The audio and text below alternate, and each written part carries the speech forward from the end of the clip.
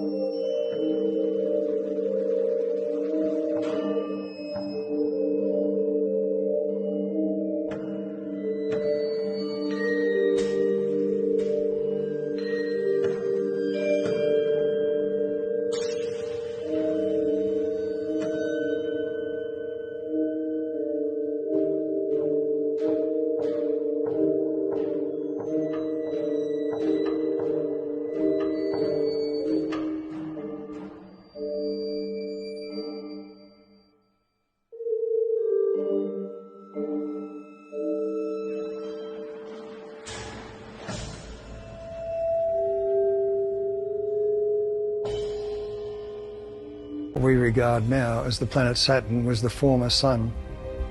In fact, the references to the earlier Sun, the same names were transferred to the present Sun. Helios, Ra, Sol, all referred originally to Saturn. As a brown dwarf, we've tended to call that brown dwarf Proto-Saturn because Proto-Saturn was changed on entry into the solar system to become the ringed planet Saturn. If you look at the early Babylonian astronomical texts, for example, Saturn will be called Shamash, their name for the sun. And interestingly, the same thing shows up in the Greek text where Helios is identified with Saturn. Same thing in Egypt, same thing in Rome.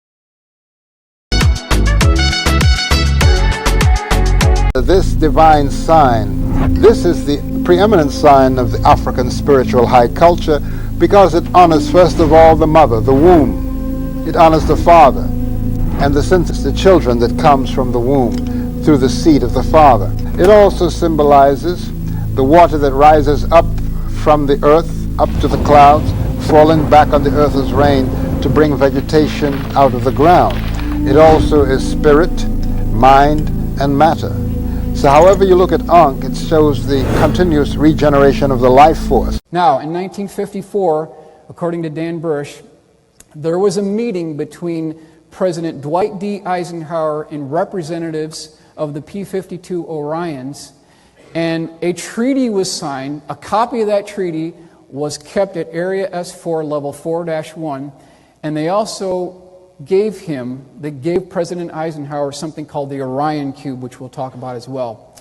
What is the Orion Cube? It was also known as the Yellow Book. It has nothing to do with phone numbers, okay?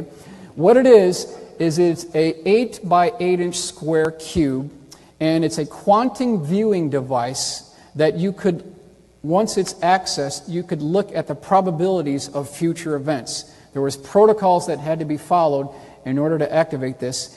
And at one time, it's believed that this cube was stored at level 4-1. Later, it was moved to the Scottish Rite Masonic Temple just outside Washington, D.C. From that point further, we don't know where it is. So that's the lineage of the Orion Cube. Now, interesting to note that there are 3 events that took place in 1947. Is there a coincidence? I don't think there is. We've got the Roswell crash on July 2nd, 1947. Then we've got the formation of the CIA in 1947 and the formation of the Independent Air Force also in 1947. 3 events happening at the same time.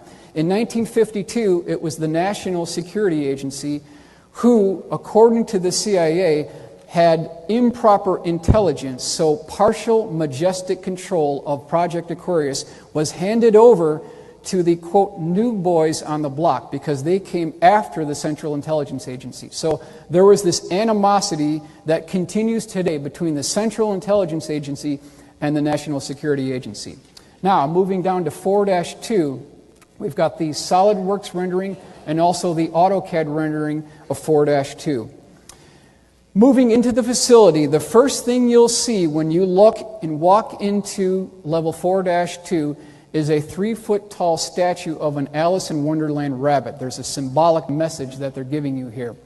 There's a primary looking glass device, and then on either side of that primary looking glass device, ladies and gentlemen, there are 2 secondary ERBs or Einstein-Rosen bridges. Up on the left, I've got a graphic of what we have termed the galactic positioning codes, because when you access a Stargate at the S4 facility, you don't need to have a galactic positioning code on your arm or flip book because all that data is inside the control room. But when you go outside S4, you do need to get this positioning code data so that you know where you're going. Here we've got the jump pads at 4-2. And then down here we've got the Project Sidekick storage facility. There's also one just below that. To the right, we've got weapons research and development. I've got a blown-up view of the looking glass device here. We're going to consider something called the doctrine of convergent timeline paradox. And then we're also going to consider how did the U.S. government get the technology to access naturally occurring stargates throughout the world. It has to do with the Sumerian cylinder seals that were recovered in Baghdad years ago. Now, this is a SolidWorks rendering of the looking glass device.